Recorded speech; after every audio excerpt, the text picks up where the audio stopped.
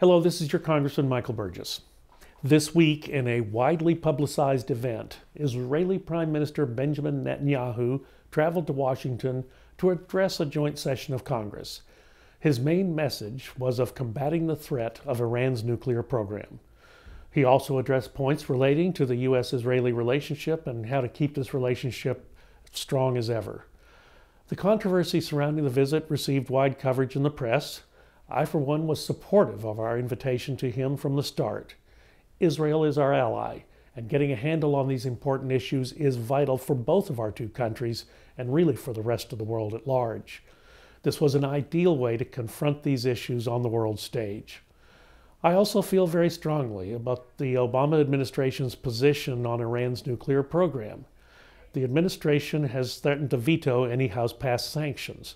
The administration, in my view, has been weak, which damages and compromises the peace of the entire world.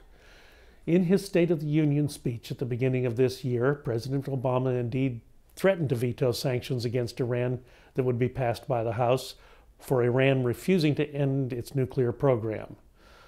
This is bad strategy. As Prime Minister Netanyahu said in his speech, and paraphrasing here, the threat of Iran and ISIS is a deadly game.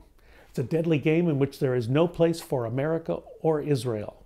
It's a place where there is no peace for Christians, Jews, or Muslims who don't share the Islamist medieval creed. No rights for women, no freedom for anyone.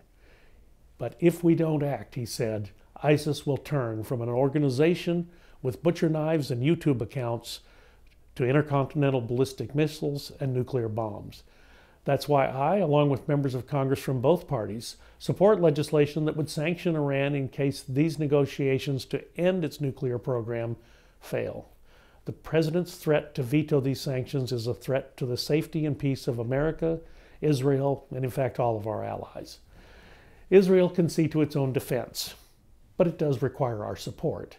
Failure to do this is not an option. As always, I welcome your questions and your comments on this issue. Thank you for taking the time to listen. May God bless you and your family. And as always, may God bless Texas.